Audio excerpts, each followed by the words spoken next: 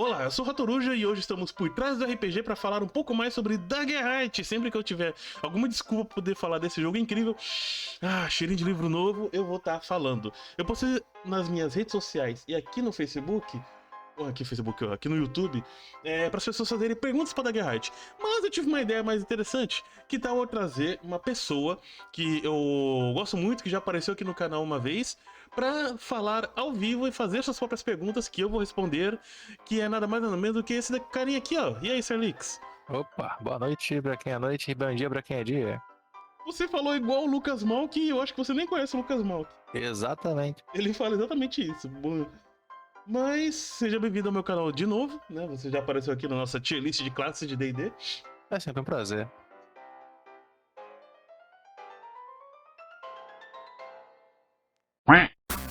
E vamos falar desse joguinho que o Zidane chama de coração de cachorro, né? Dogheart, ao invés de Daggerheart.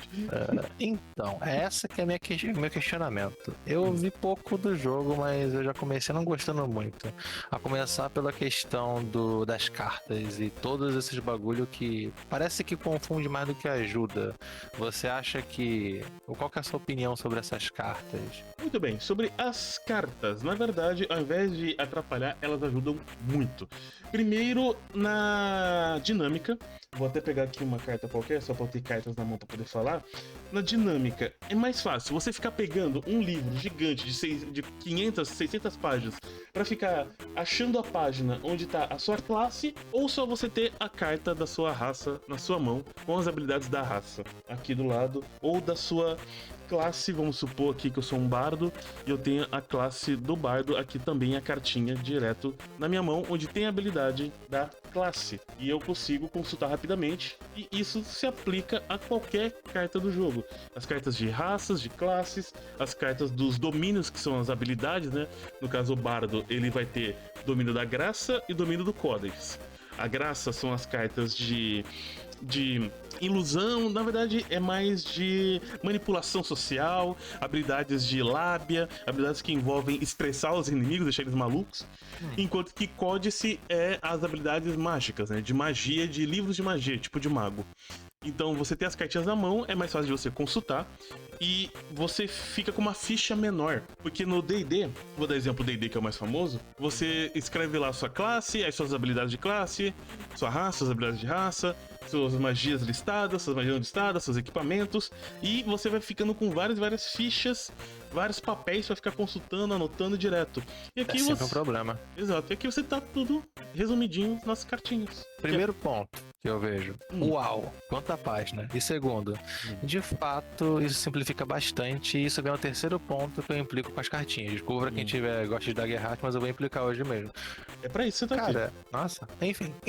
A questão é, vamos supor, vamos jogar digitalmente Daggerheart. As cartinhas foram feitas para simplificar uma coisa que naturalmente é complexa e extensa para Dedel.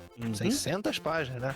Então você concorda comigo de que ele é um sistema que aparenta ser muito mais para coisas físicas e pessoalmente do que para algo digital? Você concorda com isso? A maioria dos RPGs foi feito pensando no físico primeiro, mas ele funciona muito bem no digital, porque até hoje eu só narrei, eu só joguei Daggerheart digital. Eu só tenho ele físico agora. Eu já narrei mais de 10 one-shots e mais de 2 campanhas só no digital, em Discord.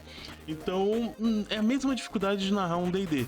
Isso que eu não uso VTT, né? Eu uso esse esqueminha aqui, que você mesmo tá cansado de ver, né? Que eu uso a minha câmera. Isso aqui é um que eu montei de umas campanhas que eu joguei da Daggerheart. Aqui são meus pontos de medo. Eu fico anotando aqui, fica acumulando, e ali as imagens de fundo, que agora eu não tenho mais nenhuma. Então, eu só joguei digital. E as cartinhas, elas ajudaram por quê? No digital, eu mando a imagem das cartinhas, né? Na verdade, eu mando o livro, né, digital. Eu tava usando mais o SRD, né, que tá lá em cima, não vou pegar agora. Eu tenho ele impresso em papel para consultar, que é o documento de referência. É a versão do livro sem nenhuma ilustração, sem nenhuma coisa engraçadinha, o crudo texto. E eu usei isso pra aprender o sistema, pra ensinar o sistema e pra narrar. E o escudo mestre que eu mesmo criei, né, usando tudo isso, que já vendeu bastante lá na gringa. E é isso. Eu acho que ele funciona, assim, bastante no digital e é bastante divertido. Ainda Isso mais. responde. Perdão? Então, ainda mais que um dos problemas de jogar no físico, que é uma coisa que talvez você esteja pensando, é miniaturas. D&D, todo o sistema de combate dele se baseia em medidas de metro que você converte pra quadrados. Na verdade, É uma desgraça. Sim. 1.5? Ah, tem de sacanagem, não é possível. Então, o Daggerheart não usa isso. Ele usa corpo a corpo, curta distância, média distância, longa distância e fora de alcance. Essa é a distância dos ataques de Daggerheart. Essa magia alcança o inimigo que esteja até longa distância. Essa magia acerta o inimigo que esteja até curta distância. Então, corpo a corpo, curta. Então, consigo pegar até aqui, que é a distância de uma lança, por exemplo. Lanças alcançam até curta distância. E a raça dos gigantes, qual que é a arma corpo a corpo? A passiva dele é ter alcance a curta distância, porque eu sou gigante.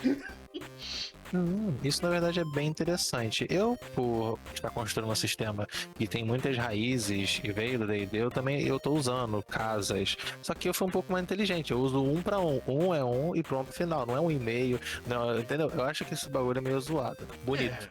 Obrigado. Quer dizer, obrigado não, porque não foi eu que fiz. Eu comprei, eu também acho bonito. Eu não posso falar obrigado porque não foi eu que fiz, né? Mas enfim, no meu sistema, que eu também tô fazendo, o Bravo, tem 3 distâncias: curta, média e longa. E fora de alcance. Curta é corpo a corpo, a mesma coisa. Média é distância de você arremessar alguma coisa. E longa é a distância de você disparar alguma coisa.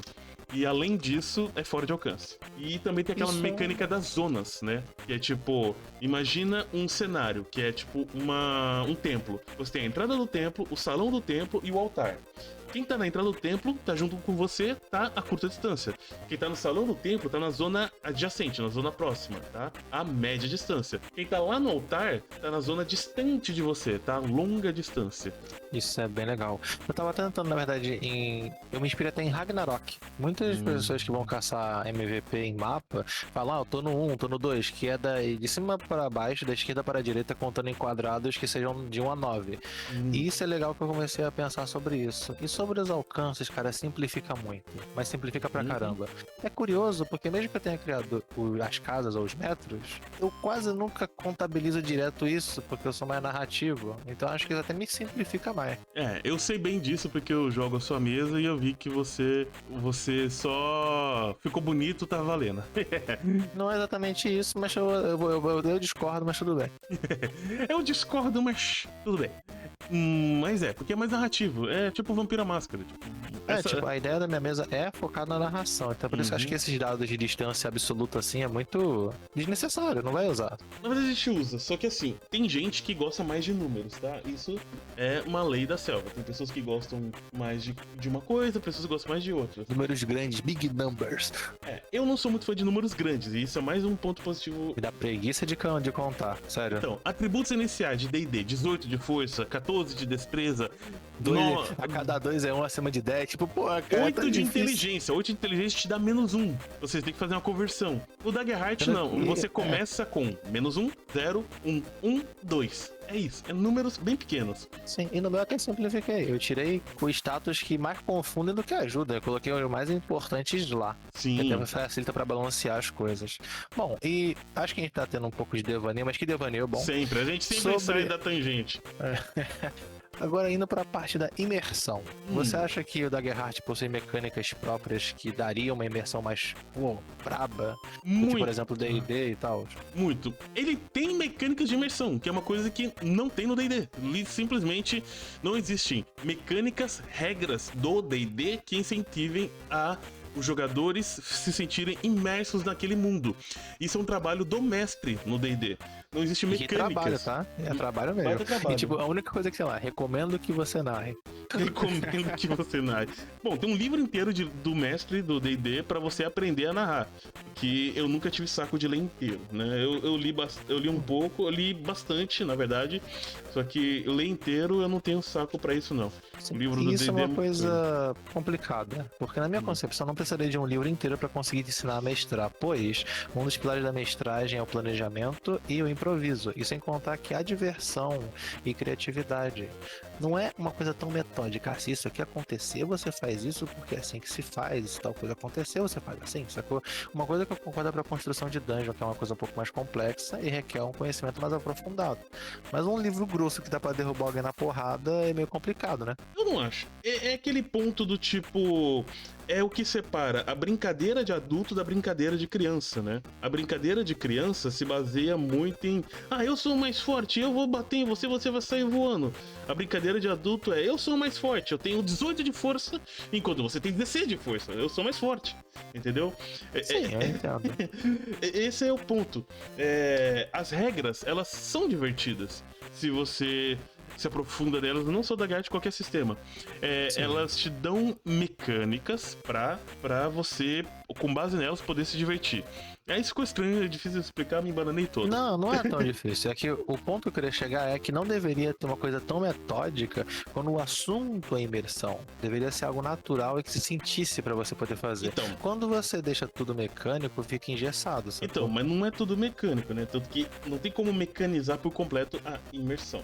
Eu vou dizer pra você quais mecânicas tem no Daggerheart que ajudam a imersão. Achei que eu tava procurando. A aba de classes. Tava só enrolando pra conseguir achar, né? Mas vamos lá. Bem isso, deixa a câmera parar de ser uma chata sem graça e focar. Obrigado, eu vou desligar o foco automático dessa câmera. Essa porcaria Recomendável. fica... foca e desliga o foco automático. Pronto. Agora o foco dela não vai mais mexer, vai ficar estagnado aqui. Então, essa é a classe de guerreiro. Esse quadrado aqui do lado são as perguntas. Pra que essas perguntas? Bom, você tem 3 perguntas de origem, no quais o jogador vai ler para aprofundar a origem do personagem dele, e você tem 3 perguntas de vínculos, perguntas essas que o jogador vai fazer para outro jogador, incentivando assim a interação entre os jogadores. Vou ler as Isso é muito legal. Isso é uma mecânica base da criação do personagem. Tá lá, perguntas de origem. Responda qualquer das perguntas a seguir. Você também pode criar suas próprias perguntas, né? Por exemplo, um guerreiro. Quem ensinou você a lutar e por que essa pessoa ficou para trás quando você saiu da sua comunidade? Entendeu? Isso já cria. Você já tá pensando na sua comunidade, você tá pensando nessa pessoa que te ensinou a lutar e tá pensando que você precisou deixar essa pessoa para trás. Isso é uma pergunta de origem do guerreiro. Agora, uma pergunta de vínculo que você faz para outro jogador. Nos conhecemos bem antes do surgimento do grupo. Como? Ou seja, você e aquela outra pessoa se conheceram antes de conhecer os outros jogadores. Como vocês se conheceram? E tem 3 perguntas dessa para cada classe. Então a ideia nesse mecânica é que imagina um grupo com 4 jogadores. Cada jogador tem 3 perguntas que vai fazer para cada um dos outros 3 jogadores e você vai ter os personagens super conectados antes de começar a primeira sessão. Um ponto a ressaltar, que em minha honesta opinião, é muito interessante que, legal, a conexão. Tanto que o meu sistema ele preza pela narração e pela interação interpersonagem e NPC. Só que ao mesmo tempo, você tem a opção de não responder, porque naturalmente às vezes você quer criar um personagem que não quer ter um vínculo obrigatoriamente com alguém ou com outra pessoa. Não é porque você está num grupo que necessariamente você precisa fazer parte dele. Você pode apenas fazer por um objetivo à parte. Nossa, eu sou um vigarista e eu preciso de dinheiro. Eu não quero saber o que fulano fez na sexta-feira passada. Não, você pode, você sempre tem essa opção. E aí que entra a mecânica, né? A parte de criação de aventura, criação de sessão, criação de cenário, sessão 0. É nessa parte que esses pingos nos is são colocados, entendeu? Isso é bem bacana, porque eu ainda tenho muito que aprender, evidentemente. Eu não tenho muito tempo. Todos nós temos, cara. Eu acho que eu li todos esses livros de RPG que eu tenho na minha estante aqui? Não. Mas é claro que não. Filha da mãe. Eu sei. Bom, mas, por exemplo, eu ainda tenho muito que escrever. O meu livro ele tá pequeno, ele só tá com 80 páginas. Tenho muito que fazer. E eu vou me inspirar um pouco em Daggerheart, sim. Pois eu tava querendo ver o que eu poderia fazer para melhorar certos aspectos de minha mesa. Tanto que eu quase fiz a pachorra de colocar o negócio do Pathfinder. Ao invés de usar ação bônus, eu colocasse pontos de ação. É uma coisa interessante, mas ao mesmo tempo eu teria que reescrever tudo. Se você for inspirar em pontos de ação, eu recomendo inspirar nos pontos de ação do Fallout. Mas enfim, continuando na parte de imersão, eu ainda não falei dos cenários. Sim. Como você imerge os jogadores no cenário? Você tem as perguntas para a sessão 0. Perguntas para você fazer para os jogadores sobre o cenário, não sobre os personagens, né? Por exemplo, na Era de Umbra, que é esse cenário que eu abri aqui, é um mundo inspirado em Demon Souls, Dark Souls, um mundo completamente dominado por uma névoa que corrompe tudo. A civilização ruiu, não existe mais mega cidades, existem só tribos sobrevivendo. E todo mundo tem que ter uma fogueira sagrada nessas tribos, ou seja, comunidades em volta de fogueiras. Porque essas fogueiras sagradas, que queimam bem lentamente, elas espantam essa névoa, entendeu? E aqui tem a pergunta, ó. Se os membros do grupo são de comunidades diferentes, né? Quando você cria o personagem, além da sua raça, você escolhe a sua comunidade. Que tem várias comunidades, que são aristocrata, erudita, disciplinada, montanhesa, marítima, fora da lei, subterrânea, nômade e silvestre. Acabei de olhar as classes. As cartas. Que é da onde o seu personagem veio. Se os membros do seu grupo são de comunidades diferentes, o que os levou a vir para esse assentamento em específico, né? Que diabos que atraiu eles pra ir? As comunidades de onde vieram ainda existem? Que mistérios e rumores originários de suas comunidades ainda permeiam suas mentes? Essas são perguntas que os jogadores vão responder, o mestre vai anotar e ele vai colocar essas respostas dentro da campanha, dentro da aventura, entendeu? As perguntas dos jogadores atrelando mais ao mundo. Isso é algo muito legal e o que eu tava fazendo, só que sem um passo a passo. Eu realmente reuni informações sobre o que o jogador sabe, sobre o que o jogador vai descobrir em relação à lore e o que pode de pior acontecer e que ele pode tentar impedir que aconteça. E o que o jogador quer que aconteça também. Ah, mas isso aí é com exceção. Entendeu? Isso é legal.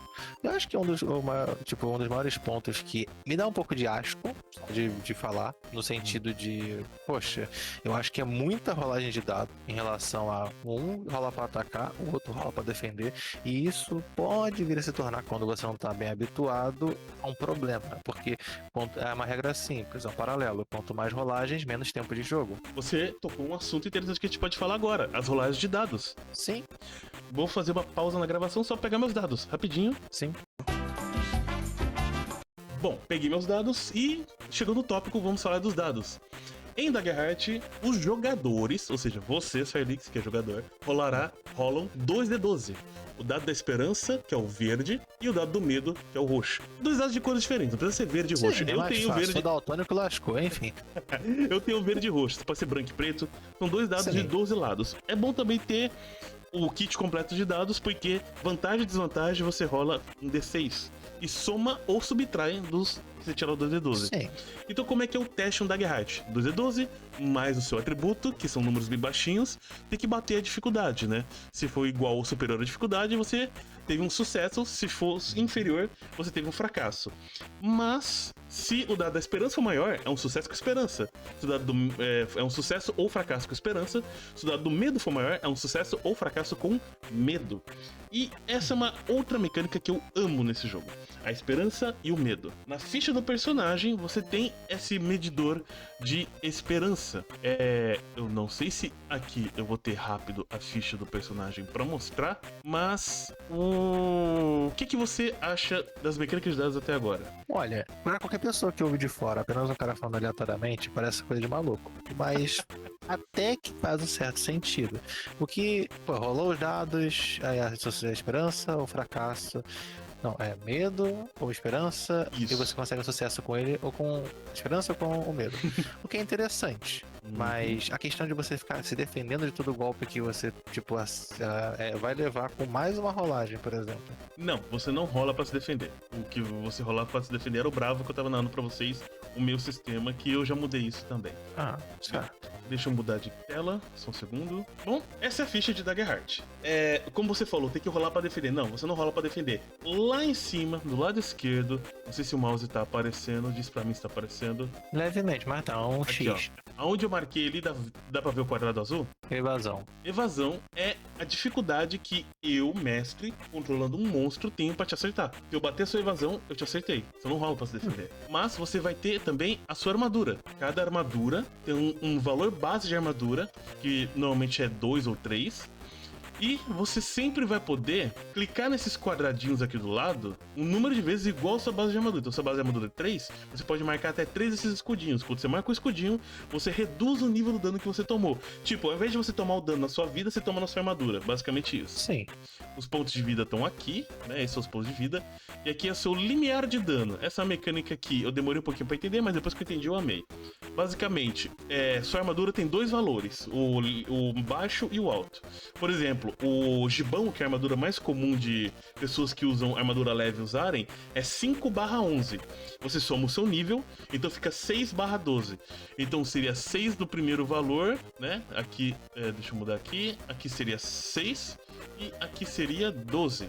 Ou seja, eu, mestre, eu não rolo 2d12, porque eu não tiro esperança ou medo. Quem tira esperança ou medo é o jogador. Eu rolo o D20.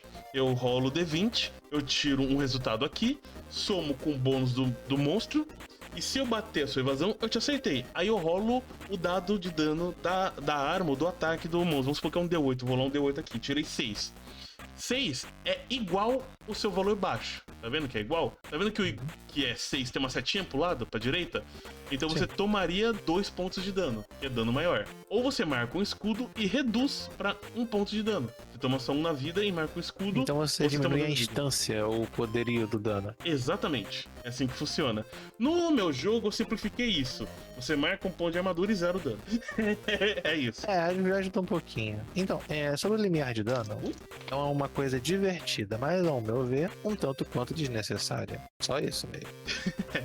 Eu entendo o seu ponto, mas lembre que mechanics são imersivas. Eu acho legal, mas eu entendo o negócio. Mas a parte da esperança do medo que eu queria falar, na verdade, eu nem ia falar disso. Sim. A esperança é marcada aqui, ó. Cada jogador pode ter até 6 pontos de esperança. E você usa a esperança tanto para ativar as habilidades do seu personagem, como a habilidade de esperança, que gasta 3 pontos de esperança. Cada classe tem uma, isso é da classe. Não, isso é da classe. Como suas habilidades de classe, suas cartas de domínio, né? Suas habilidades lá dos domínios que você Algumas pega. habilidades podem usar a esperança para se bonificar ou ser ativadas em si. Você também pode usar sua esperança para usar suas experiências. Daggerheart não tem perícias, mas o seu personagem passou por experiências na vida que você inventa. Mais uma mecânica de imersão. Você cria, por exemplo, fui um cozinheiro-chefe, ou sou o melhor de mira do meu bairro, entendeu? Nossa, isso é bem maneiro. Mira do bairro. Então, e você... Mais um de pontaria, por exemplo, esse tipo de mais coisa. 2, isso. O bônus inicial é mais 2. Então você sim. pode gastar 1 ponto de esperança, né? Você vai lá, eu tô com 2, que você começa a sessão com 2. Aí desmarca 1 ponto de esperança pra adicionar melhor de mira do bairro, porque você tá fazendo um teste que envolve mira. E ser o melhor de mira do bairro é algo que te ajudaria nesse teste. Aí você soma mais 2 no seu teste. Isso, na verdade, é bem legal. Sim. Então deixa eu ver se eu entendi o que é Daggerheart. É um jogo bem imersivo, com mecânicas um pouquinho estranhas, mas até que não bicho de 7 cabeças, onde o mestre, ele induz o medo dos jogadores e rouba a esperança deles. Acho que eu entendi.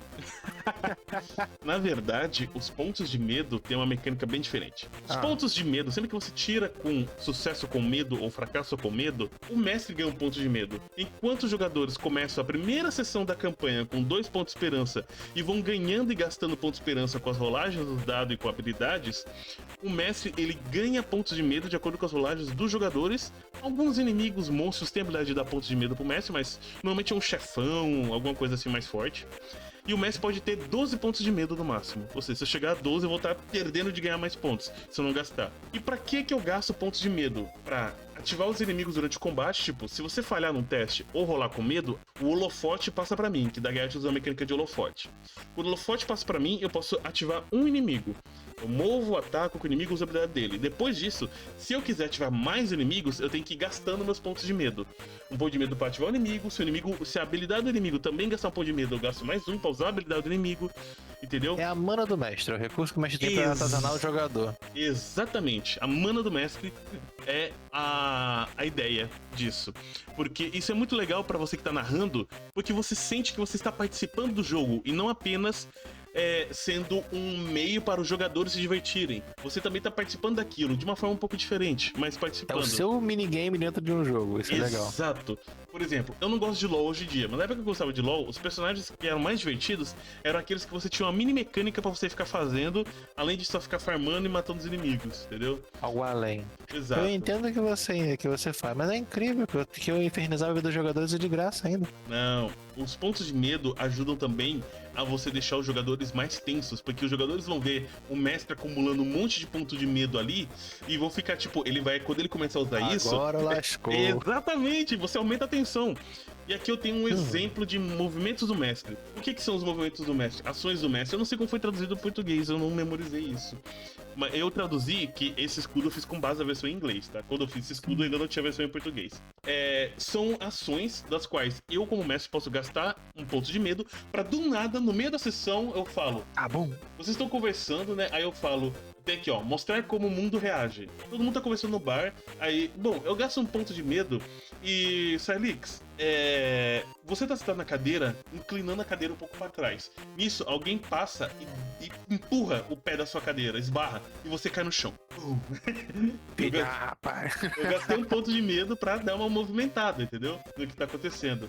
Eu também posso fazer uma coisa que eu não faço muito como quando eu tô narrando, mas posso fazer, que é gastar um ponto de medo pra adicionar dificuldade. Tipo, você vai fazer um teste pra escalar um muro, uma parede. Mas aí eu vou lá e falo, eu vou gastar um ponto de medo aqui. Choveu agora há pouco, a parede tá molhada e escorregadia. Rola com desvantagem. Eu posso fazer isso? Poderia fazer isso. É algo que eu mesmo faço naturalmente, porque eu, por gostar muito de narração e de interpretação, às vezes os pontos apenas surgem, não precisa pensar tanto. E uma coisa, por exemplo, que eu tenho que falar, e que eu vou pegar muito de um sistema que eu não lembro o nome, mas era um sistema bem pesado e que tinha muita mecânica de TPK, é que eu mesmo, como mestre, eu quero ser cada vez mais caótico e sem controle algum do que possa acontecer dentro de mesa. E se levar, tipo, o que acontecer, aconteceu, ação e reação. Tem uma mecânica onde você pode rolar qual dos ataques da criatura ela vai usar. Sendo, por exemplo, o 1 ou o 6, um ataque especial que ela não pode usar sempre.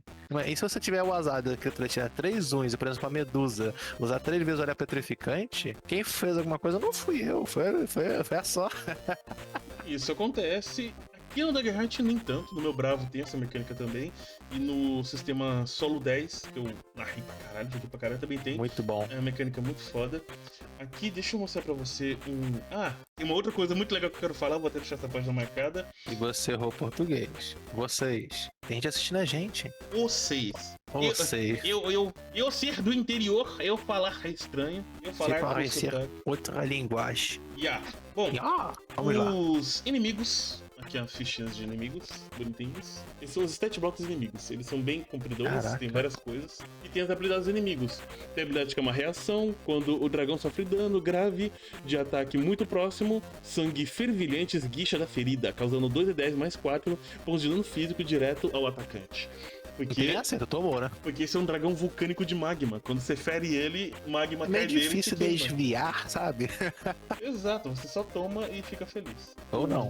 O mestre fica, né? Agora, uma outra coisa legal. Daggerheart tem fichas de status pra locais. Nossa, isso é muito maneiro, cara. Não só pra monstros. O local que você tá tem uma ficha de status. Por exemplo, esse aqui que eu gosto. Passagem montanhosa, né? Aqui tem picos rochosos que atravessam as nuvens com caminhos e passagens tortuosos. Aqui você cobra um preço muito alto em energia e suprimentos pra atravessar. Tem a dificuldade dele, por exemplo, qualquer teste feito nesse lugar tem dificuldade 15, né? Ou dificuldade do inimigo e tal. Aqui tem uma listinha de adversários pra colocar. E as habilidades do local. O local tem habilidades. Habilidades passivas, habilidades que eu gasto pontos de medo pra usar. Por exemplo, avalanche. Eu gasto um ponto de medo pra causar uma avalanche em vocês. E... você tem que fazer um teste, senão você toma dano, basicamente. E outras habilidades. Pra que mais isso aqui serve? O mestre bater o olho e ele tem ideias do que narrar naquele ambiente, entendeu? Ele não necessariamente vai... necessário. Às vezes eu, como mestre, também tenho dúvida. Qual que é a desgraça? Por que a calamidade que eu posso jogar na cabeça do meu jogador? Aí tá a resposta. Sim. Você tem várias mecânicas como essa. Por exemplo, lá no deserto que vocês estão, lá em Cáliz, que é onde vocês vão estar jogando a campanha. Vai ter tempestade de areia, vai ter alguns negócios sedimentares de terreno, que aquele deserto não é normal. Vai ter um monte de tragédia pra vocês. E dependendo do azar de vocês, pode ter uma chuva de fogo. Porque a Cáliz do Sul é praticamente uma terra vulcânica, então não é tão incomum de vir uma nuvem, tipo, lotada de fuligem, tampando a luz do sol e deixando um inferno. Só 1% de São Paulo. Vamos guardar isso pra um vídeo só falando sobre os nossos sistemas, principalmente o seu sistema. Hoje é um vídeo de Daggerheart. Mas como a gente tá se perdendo, eu tenho que perguntar pra você, mais alguma dúvida sobre Daggerheart que eu possa sanar? Infelizmente você me ganhou no argumento.